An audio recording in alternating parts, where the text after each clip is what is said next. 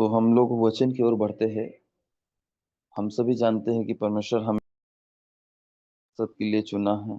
हमें बोझ देता है, दर्शन देता है।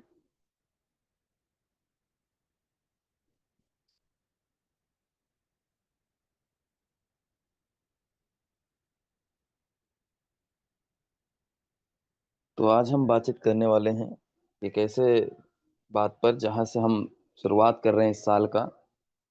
और जैसे ही हम शुरुआत कर रहे हैं, ये हमारे हर एक दिन के लिए है, हर सप्ताह के लिए है, हर महीना और हर वर्ष के लिए है। वचन हमें सिखाता है कि हमें दर्शन में जीना है। जो दर्शन, जो बुलाहट परमेश्वर ने हमें दिया है, ये हर एक के जीवन में होता है ना। ये किसी विशेष कलीसिया या अगुओं के पास नहीं होता है। हर एक जो यीशु में विश्वास करता है, उसमें वो दर्शन डालता है, उसमें वो बोझ डालता है, उसमें वो बुलाहट डालता है। हालांकि जब लोग आगे बढ़ते हैं तो वो अगुओं के अधीनता में, उनकी आज्ञाकारिता में बढ़ते हैं कि कैसे उनको बाइबल के वचन के द्वारा प्रशिक्षित करें, कैसे एक मजबूत जीवन जीना सिखाएं। और उन्हीं के द्वारा एक स्थानीय कलीसिया का चुनाव करके, कि हमारी पास की कलीसिया जो है हमारी कलीसिया है, उस कलीसिया का चुनाव करके उसमें परिवार के जैसे बढ़ते हुए आगे बढ़ते हैं। तो आज हम बात कर रहे हैं दर्शन में जीना। और जब हम दर्शन में जीने की बात कर रहे हैं, तो मैं यहाँ पर एक ऐसे दर्शन के बारे में बात कर रहा हूँ। हर एक का अपना अपना दर्शन हो सकता है। किसी के मन में परमेश्वर डालेगा कि गरीबों को मतलब सहायता करना।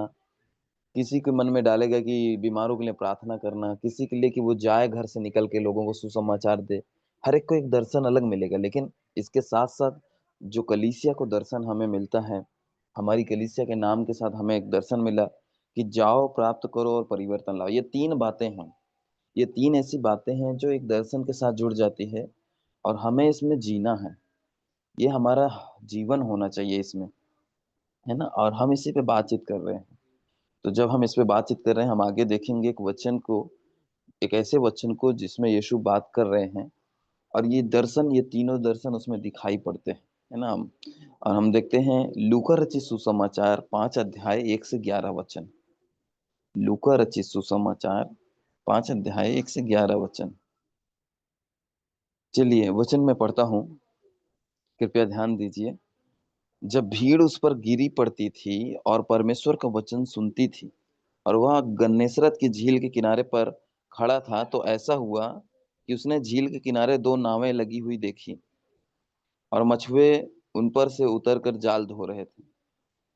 उन नावों में से एक पर, जो समौन की थी, चढ़कर यीशु ने उससे कहा, विनती उसने उनसे विनती की कि किनारे से थोड़ा हटा ले चले। तब वह बैठकर लोगों को नाव पर से उपदेश देने लगा। जब वह बातें कर चुका, तो समौन से कहा, गहरे में ले चल और मछलियां पकड़ने के लिए अपने जाल डालो। सामोन ने उसको उत्तर दिया, हे स्वामी, हमने सारी रात मेहनत की और कुछ न पकड़ा, तो भी तेरे कहने से जाल डालूंगा। जब उन्होंने ऐसा किया, तो बहुत मछलियां घेर लाए और उनके जाल फटने लगे। इस पर उन्होंने अपने साथियों को, जो दूसरी नाव पर थे, संकेत दिया कि आकर हमारी सहायता करो। और उन्होंने आकर दोनों नाव यहाँ तक भर ली कि वे डूबने लगे। यह देखकर सामोन पतरस यीशु के पांव पर गिरा और कहा, हे प्रभु, मेरे पास से जा, क्योंकि मैं पापी मनुष्य हूँ। क्योंकि इतनी मछलियों के पकड़े जाने से उसे और उसके साथियों को बहुत अचंभा हुआ। और वैसे ही जब्दी के पुत्र याकूब और यूहन्ना को भी, जो सामोन के सहभागी थे, अचंभा हुआ। तब यीशु ने सामोन से कहा, मत डर, अब से तू मनुष्यों को जीविता पकड़ा करेगा। और वे नावों को किनारों पर ले आया और सब कुछ छोड़कर उसके पीछे हो लिए। आमीन। जब हम इस वचन को पढ़ते हैं, हमने यहाँ एक अद्भुत काम को देखा जो यीशु ने किया। हमने अभी गीत गाया। वो सृष्टि का रचयिता है, उसकी रचना सब कुछ है। हम भी हैं इस संसार का, आसमान में, धरती पर और समुंदर में जो भी कुछ है उसकी रचना है। हर एक रचना उसको जानती है ना। तो हमें भी उसको जानना है। जब ये हुआ, यहाँ पर एक चमत्कार जो था वो ये लोगों को अचंभित किया कि कहाँ रात भर पूरा मेहनत की, लेकिन एक भी मछली नहीं पकड़ा। एक भी, मतलब वो ये नहीं बोले कि 2 या 3 मछली पकड़े, एक भी मछली नहीं। वहीं यीशु के कहने पर इतना मछली हो गया कि जाल फटने लगा। 2 नाव और आया, उसको भरने लगे। वो दोनों नाव भी इतना भर गई कि डूबने लगी। वही जगह पर कुछ हुआ। तो हमने देखा सबसे पहले चीज कि यीशु ने कहा गहरे में लेके चलो, यीशु ने जाने के लिए बोला।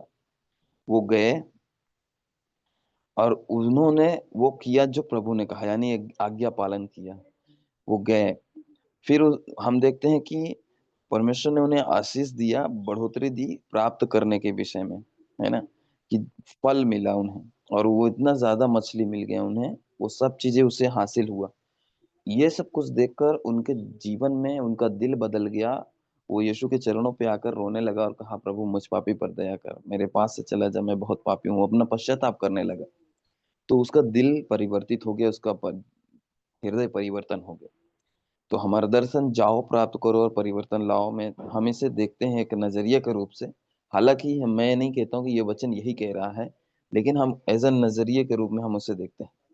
तो सबसे पहले चीज जो हम देखते हैं कि यीशु चाहते हैं कि हम परिस्थितियों की गहराई को समझें, है ना? आज कई एक विश्वासी जो अपने आप को बहुत बड़े बड़े पास्टर कहते हैं, वो अपनी सभाओं को चमका रहे हैं, बड़ा सभा बना रहा है, बड़ा सेमिनार करते हैं, बड़ा प्रोग्राम करते हैं, और वो भी ऑनलाइन आ गए हैं, यूट्यूब में उनका प्रचार चलता है, तो कहाँ ऑनलाइन लाइव टीवी में पता नहीं क्या क्या।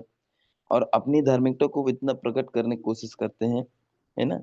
कि मैं एक कैसा परमेश्वर का दास हूँ, ये हूँ वो हूँ, एक नाम दे देते हैं अपोस्टल या पता नहीं क्या क्या, फादर, पिता, पापा, जो भी है। लेकिन परमेश्वर चाहते हैं कि हम उसकी योजनाओं की गहराई को समझें। दुनिया भरमा सकती है, गुमराह हो सकती है, हमें गुमराह नहीं होना चाहिए। परमेश्वर का मकसद है कि हम परिस्थिति की गहराई को समझें और उसकी योजना की गहराई को समझें। परमेश्वर ने हमें चुना है कि उसकी योजना को लेकर जाएं। देखिए, जाने केवल कार्य नहीं है। ऐसा नहीं कि उन्होंने उन्होंने कह दिया जाओ तो मतलब हम चल पड़े, झोला उठाए और चल दिए। कहाँ जाना है नहीं पता है, किसके साथ जाना है नहीं पता है, क्यों? कोई योजना नहीं है, कोई सिस्टम नहीं है। हम बाइबल का वचन का सिद्धांत और वचन शिक्षा न होने के कारण हम आंख आंख बंद करते हैं और चल पड़ते हैं। लेकिन यहाँ कुछ ऐसा नहीं कह रहा है। जाना, जब उसे बोलते हैं जाओ, तो मतलब एक ऐसे जीवन में प्रवेश करो, एक ऐसा कदम उठाओ जो दुनिया नहीं कर सकती, आप करना शुरू करो। उस स्थिति में जाओ, उस योजना की गहराई को समझो। यीशु ने कहा है गहरे में जाओ। तो जब हम परमेश्वर की बातों को सुनते हैं, है ना? पिछले साल जो भी कुछ हुआ या पिछले 2-3 सालों से जो भी कुछ हुआ, उन सब बातों को किनारे छोड़कर इस बीच में हमने देखा कि पिछले 3-4 सालों में परमेश्वर ने कई एक शब्दों को दिया, कई एक भविष्यवाणी आई। लेकिन अ, हम उस गहराई को समझने का कोशिश करें जो हमें परमेश्वर दिखाना चाहता है ना? हालांकि कुछ साल पहले तक हम लोग भी वैसे ही थे कि हम सभा के चक्कर में रहते थे, हमारा रविवार का सभा का हम इंतजार में रहते थे। लेकिन परमेश्वर ने हमें उस गहराई को समझाया कि देखो, तुम कहाँ हो? उस गहराई में जाओ जहाँ मैं भेजना चाहता हूँ।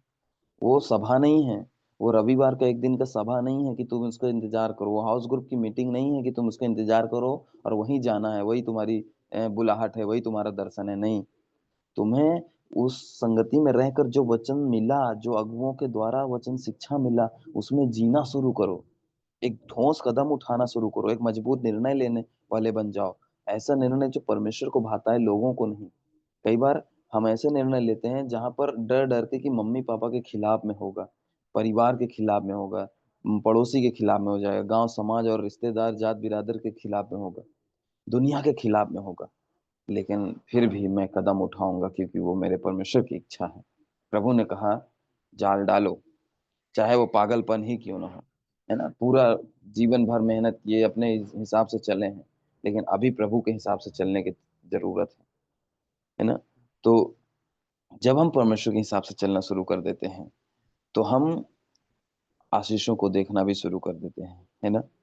जब तक हम अपने हिसाब से चलेंगे, जब तक हम लोगों को खुश करेंगे, दुनिया के तौर तरीके से जी रहे हैं, हम परमेश्वर के फल को नहीं पा सकते, उन आशीषों को नहीं पा सकते हैं। लेकिन जैसे ही हम परमेश्वर की योजना में आगे बढ़ते हैं, उस दर्शन में जीना शुरू कर देते हैं, हम ऐसा जीवन जीने लगते हैं जो यीशु ने कहा आज्ञा पालन में, तब हम आशीषों को देखते हैं। हम जब आगे देखते हैं कि परमेश्वर क्या है कि हमें कुछ बताना चाहता है। परमेश्वर के लोगों को जाना है मरी हुई बेजान परिस्थितियों में। हमें जाना है उन मरी हुई बेजान परिस्थितियों में जो आज लोग में है ना? हम भूल जाते हैं कि हम कौन हैं। हम यीशु के लोग हैं। यीशु ने हमें सारा अधिकार दिया है। जाओ, बीमारों को चंगा करो, दुष्ट आत्माओं को निकालो, मुर्दों को जिलाओ, हाथ रख के प्रार्थना करो, डांटो, फटकारो और आवाज लगाओ और मांगो पिता से, तुम्हारी जो भी घटी है पूरी होगी। तुम्हें क्या चाहिए? तो बेजान परिस्थितियों में जाने के लिए कदम उठाना है। तो हमें उस दर्शन में जीने के लिए सबसे पहला कदम है कि हम प्रभु की आज्ञा पालन में जीना शुरू कर दें और उस निर्णय को लेना शुरू करें जो परमेश्वर को भाता है। कई बार लोग खिलाफ होंगे। प्रभु ने कहा कि अगर तुम मेरे पीछे चलोगे तो कई बार तुम्हारे माता पिता भी तुम्हारे दुश्मन बन जाएंगे, शत्रु बन जाएंगे। तो क्या करोगे? तब क्या करोगे? क्या तुम्हारा परमेश्वर मैं हूं या फिर तुम्हारी माता पिता? उस वक्त क्या करोगे? है ना? कई बार जवान लोगों को शादी का फैसला लेना होता है, निर्णय लेना होता है कि मुझे शादी करना है। विश्वासी है लेकिन मम्मी पापा जहाँ कहेंगे वहीं हम शादी करेंगे। मैं समझता हूँ ये सही है, मैं इसके खिलाफ में नहीं हूँ। माता पिता को शादी में सहमति होना जरूरी है ना? लेकिन एक विश्वासी को बाइबल बताता है, परमेश्वर कहता है कि विश्वासी को विश्वासी से ही शादी करना है। एक मसीही को मसीही से ही शादी करना है जो प्रभु के प्रति समर्पित हो, जिसका उद्धार हुआ हो। और हमें ये जानना है, इसके लिए ये एक निर्णय परमेश्वर की इच्छा से है। लेकिन मैंने देखा है कि इस निर्णय के लिए कई एक लोग समझौता कर लेते हैं दुनिया से। दुनिया का लगाव उनसे दिखता है, नहीं मैं किसी को नाराज नहीं करूंगा। जहाँ मेरे बड़े भैया कहेंगे, जहाँ मेरी मम्मी कहेंगे, जहाँ मेरे पापा कहेंगे, हम ऐसी चीजों का निर्णय लेते हैं और हम परमेश्वर के खिलाफ में जीवन जीते हैं। हालांकि इसका असर भी दिखता है, मैं उस पर नहीं जाना चाहता हूँ। लेकिन बात शादी का ही नहीं है। कई एक माता पिता भी हैं, वो अपने बच्चों के ऊपर बोझ या दबाव डालने लगते हैं। लेकिन मैं समझता हूँ कि हमें परमेश्वर पे विश्वास रखने की जरूरत है और मांगने की। यीशु ने कहा ना, मांगो। तो मांगना शुरू करो, विश्वास के साथ मांगना शुरू करो। चाहे शादी की बात हो या बिजनेस का बात हो। कई एक लोग संघर्ष में जी रहे हैं, गरीबी में हैं, लेकिन वो ये नहीं देख रहे हैं, बाइबल उन्हें सिखा रहा है कि कैसे उस गरीबी से निकलें, कैसे वो कदम उठाएं कि छोटा काम शुरू करें, व्यवसाय शुरू करें। लेकिन वो कर्ज लेते हैं, कर्ज लेकर काम करने लगते हैं। कर्ज निर्णय बाइबल हम बताता है कि हमें कर्ज नहीं लेना है। तो परमेश्वर का सुन रहे हैं या फिर हम लोगों की सुन रहे हैं या अपने मन की सुन रहे हैं? तो सबसे पहले हमारे जीवन में कितनी मरी हुई बेजान चीजें हैं, हमें उसे जानना है और उसमें जाकर परमेश्वर के वचन को, आज्ञा पालन को लाना है और उसमें हमें जीवन लाना है। मनुष्यों के नजरिए से नहीं, लेकिन परमेश्वर के नजरिए से हमें देखना शुरू करना है। उन फलों को जो वो हमारे और मानव जाति के लिए होगा, उन फलों को देखना शुरू करो। परमेश्वर हमें फल देता है ना? जब हम निर्णय लेने लगते हैं परमेश्वर के हिसाब से, जब हम कदम उठाने लगते हैं परमेश्वर के लिए, जब हम अ, शुरू कर देते हैं प्रभु के राज्य में आगे बढ़ने के लिए, आज्ञा पालन के लिए जीवन जीते हैं, तब परमेश्वर हमें फल देने लगता है। और वो कहता है प्राप्त करो, जो मैं दे रहा हूँ उसे हासिल करो, ले लो। चाहे वो भूमि हो, चाहे वो आशीष हो, चाहे वो बरकत हो, चाहे वो नाम और समृद्धि शोहरत हो, हर एक चीजें तुम्हारे वो वचन कहता है तुम अपना मुंह खोलो और वो सारे तुम आशीषों से भर दी जाएंगे, वचनों से भर दिए जाएंगे। अपना अपना झोली खोलो, उसे आशीषों से भर दिया जाएगा। तो हमें नहीं भूलना है कि हमारा परमेश्वर हमारे भूख को मिटाता है और हमारे द्वारा बहुतों के भूखों को मिटाएगा। जो कर्ज एवं गरीबी में है, अंधकार में है, उन्हें आशीष और छुटकारा मिले। है ना? जब फल दिखेगा, जब असर दिखेगा हमारे जीवन में, तभी फल परिवर्तन आएगा। है ना? ताकि लोगों के जीवन में बड़ा परिवर्तन आ सके। लोग कैसे विश्वास करें यीशु में? आपके जीवन में तो कुछ है ही नहीं, दिखता ही नहीं है ना। सुसमाचार में आप जी ही नहीं रहे हैं, आप परमेश्वर की आशीष आपके जीवन में है नहीं, आप खुद ही बुरे स्थिति में, तो हम कैसे विश्वास कर लेंगे प्रभु है यीशु मसीह? इसलिए ये क्यों हो रहा है? क्योंकि हम अभी तक आज्ञा पालन में नहीं जी रहे हैं, अभी तक हम दर्शन में नहीं जी रहे हैं, अभी तक हम प्रभु की बातों को नहीं सुन रहे हैं। हम केवल मन मर्जी चल रहे हैं, जहां मेरा फायदा हो। कई बार हम एक तीर से दो निशाना लेने की कोशिश करते हैं। और वचन बताता है कि जहां तुम अपने आप को बुद्धिमान दिखाओगे, वहीं तुम मूर्ख बन जाओगे। जहां तुम फायदे और लालच के चीजों में भागोगे लोभ के लिए, वहीं तुम्हारे लिए नुकसान हो जाएगा। प्रभु कहता है आसमान से जो मन्ना मैं तुम्हें दे रहा हूं उतने में ही खुश रहो। आज दिन भर की रोटी हमें दे प्रभु, ऐसा प्रार्थना करने के लिए यीशु ने कहा है। कल की चिंता मत करो, भविष्य की चिंता मत करो।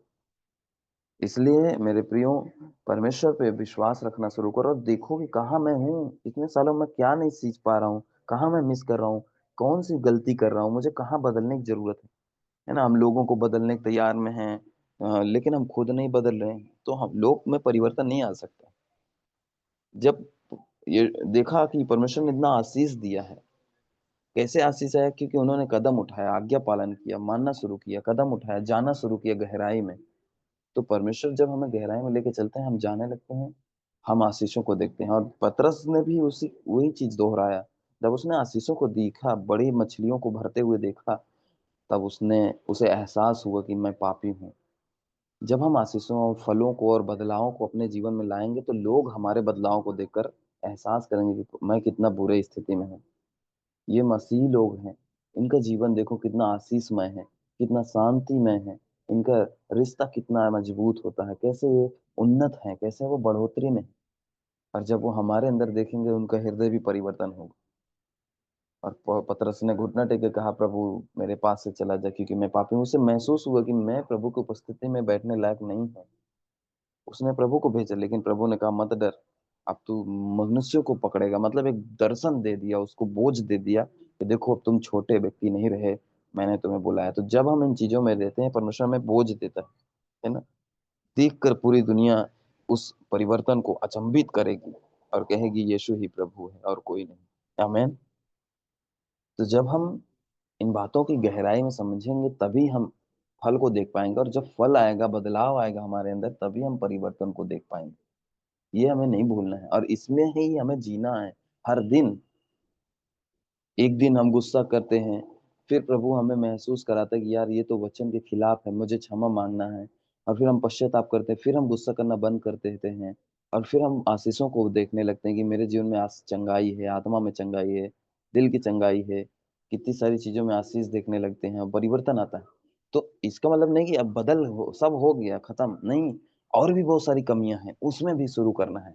एक समय गुस्सा था, आज लालच है, उसमें भी हमें बदलाव लाना है। लालच में भी परिवर्तन आया, तो आज हमें माफ नहीं कर पा रहे हैं, हमें माफी करने के लिए भी बदलाव लाना है। हम माफी करना शुरू कर दिए, तो हमें दूसरों के लिए झुकना और उदारता देने के विषय में प्रभु हमें बदलना चाहेगा कि कैसे हम गरीबों की मदद करने, झुके हम छोटा बने, लोगों की सहायता करना शुरू करें, बिना मांगे लोगों को देना शुरू करें, देखें कि किसकी कैसी जरूरतें हैं। ऐसे ऐसे चीजों में हम देखें, सीखना शुरू करें। हर दिन जीना है इसमें हमें।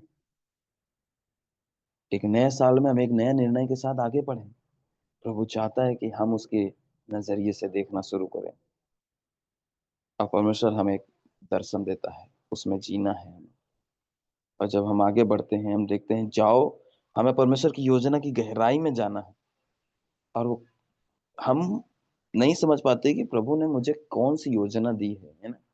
कई बार कुछ पति पत्नी है, कुछ दिन वचन में आएंगे, सीखेंगे, बुनियाद की बात हुई, उत्साह में आ गए, प्रभु के लिए बढ़ रहे हैं, हर्ष में आ रहे हैं।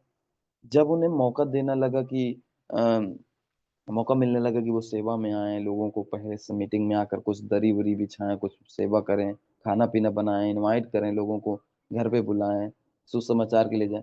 शैतान आता है, उन्हें परीक्षा में डालता है, रुकावट डालता है, धीरे धीरे वो बंद करते हैं।